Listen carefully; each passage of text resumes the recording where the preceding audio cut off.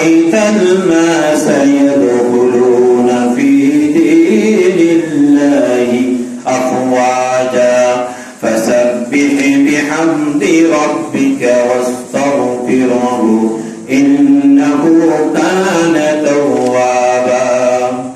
اسمع الله سبحانه وتعالى বলেন إذا جاء رسول الله والفتح আল্লাহর পক্ষ থেকে যখন বিজয় আসবে, বিজয় শয়তানের পক্ষ থেকে আসে না, রাজার পক্ষ থেকে আসে না, এমপির পক্ষ থেকে আসে না, মন্ত্রীর পক্ষ থেকে আসে না, সব কিছু ফায়সালা হয় আসমানে, বাস্তব হয় জমিনে। কোথায় হয় বাবাজি না? ফায়সালা কোথায় হয়? এখানে কোনো কিছু ফায়সালা হয় না, জমিনের ফায়সালা চলে না। আল্লাহ বলছেন আমি যা বলি তা হবে, তোমারটা হবে না, কারণ তুমি কিছু করতে পারো না। তোমাকে সৃষ্টি করলাম আমি, মানুষকে কিভাবে সৃষ্টি করা হয়েছে আল্লাহ সুবহানাহু ওয়া তাআলা বললেন হাল আতা আলাল ইনসানি ঈদুম মিনাদ দাহরি লাম ইয়াকুন শাইয়্যান মাযকুরা। আমি তো তোমাকে একটা মাটির নুতফা, আমি তো মাটির থেকে সৃষ্টি করেছি, নাপাক পানির থেকে তোমাকে সৃষ্টি করেছি, পরে এত হকদার কিসে? আমরা যখন মানুষদেরকে কবর দিই, মানুষ মারা গেলে কোথায় দিই? সেটা একটা দোয়া করি আমরা, আপনারা পড়েন, এটা জানলাম আসতে পারবেন। মিনহা খলাকনাকুম, জানলে পড়েন মিনহা খলাকনাকুম ওয়া ফিহা নুঈদুকুম ওয়া মিনহা নুখরিজুকুম তারাতাল উখরা। এই আয়াতের অর্থ হচ্ছে বান্দা তোমাকে তো এই মাটির থেকে সৃষ্টি করা হয়েছে, কোথেকে? মাটির থেকে। আর তোমাকে মাটির মধ্যে ঢুকিয়ে দেওয়া হচ্ছে, আবার যখন আল্লাহ অর্ডার করবে মাটির থেকে বের হবে। কে অর্ডার করলেন? আল্লাহ অর্ডার করলেন। দুনিয়ার সমস্ত মানুষ যদি বলে উঠো উঠো উঠো, আমার দাদাকে আমি ডাকলাম, দাদা উঠো না, উঠে না। আমার বাবা বলেছিলেন বাবা গিয়ে কবরস্থানের মধ্যে জিয়ারতের জন্য, বাবাও কান্না করেছে, আমিও কান্না করেছি, কিন্তু আল্লাহ যখন বলবেন ওই সমস্ত ইনসানগণ আদমগণ তোমরা উঠে যাও, উঠে যাবে সবাই, হিসাবের জন্য আমরা যাব। এই জন্য আল্লাহ সুবহানাহু ওয়া তাআলা বললেন সেই দিনকে ভয় করো, ওয়াত্তাকু ইয়াওমান তুরজাউনা ফীহি ইলাল্লাহ সুম্মা তুওয়াফফা কুল্লু নাফসিন মা কাসাবাত ওয়া হুম লা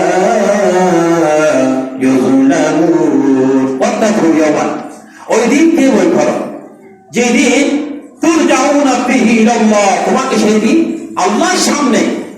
আল্লাহর সামনে তোমাকে হাজির হতে হবে।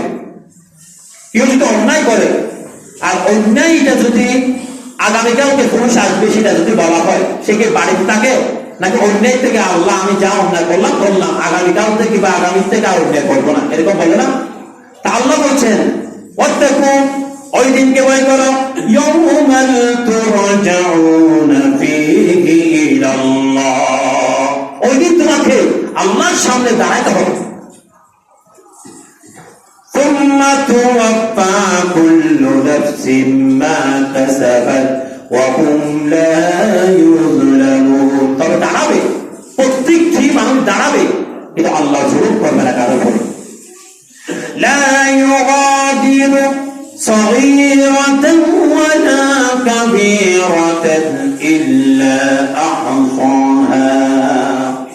কোন বান্দার উপরে যতটা পরিমাণ আল্লাহ জুলুম করবে না। বান্দা জিজ্ঞাসা করবে, বান্দা কিয়ামতের দিন যখন ছোট্ট আমল থেকে যখন আল্লাহর কাছে কান্নাকাটি করবেন, আল্লাহ সুবহানাহু ওয়া তাআলা বলবেন আল্লাহ এত ছোট্ট আমলটা করবি, আজকে কিয়ামতের দিন কি প্রকাশিত হয়ে গেছে নাকি? এটা জানলে তো আমি এত ছোট্ট গুনাহগুলি আমি করতাম না। ছোট্ট গুনাহ করতে করতে বান্দা বড় গুনাহ করে ফেলে, আগে চুরি করে, তারপর ডাকাতি করে, তারপর মাস্তানি করে, ঠিক কিনা? আগে কি করে?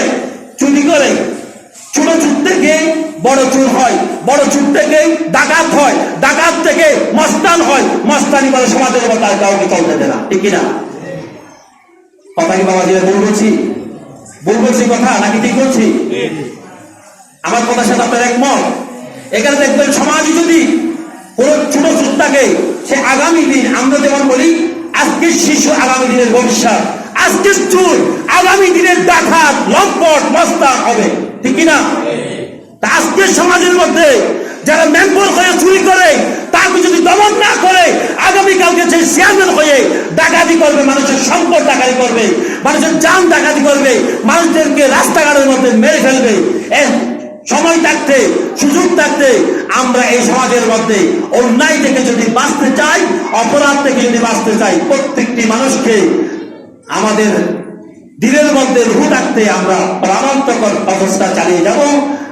বাংলাদেশের মধ্যে কোন দল ক্ষমতায় আসুক সেটা আমরা চাই না, কিন্তু আমরা চাই আল্লাহ কোরআন দিয়ে আল্লাহ জমিন আল্লাহ দিন এই সমাজের মধ্যে চলো, ঠিক কিনা? কোন দল চালাবে আমাদের দেখার বিষয় নাই, হেফাজত চালাবি না কোন দল চালাবে সেটা বিষয় নয়। তো বুঝে নিতে হবে বর্তমানে যদি কোন দল যদি ভালো থাকে সেই দলকে ক্ষমতায় নিয়ে যাওয়ার জন্য চেষ্টা করতে হবে।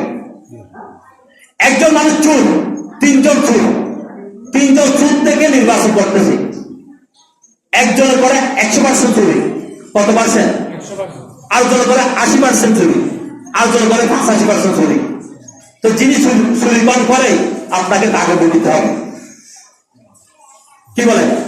নাকি বেশি চুরি করে তাকে ভোট দিবেন? চুরি কম করে তাকে ভোট দিতে হবে। তা খুঁজি দেখবেন চোখ দিয়ে, আল্লাহ আপনাকে দুইটা চোখ দিয়েছেন, এই দুটো চোখের মধ্যে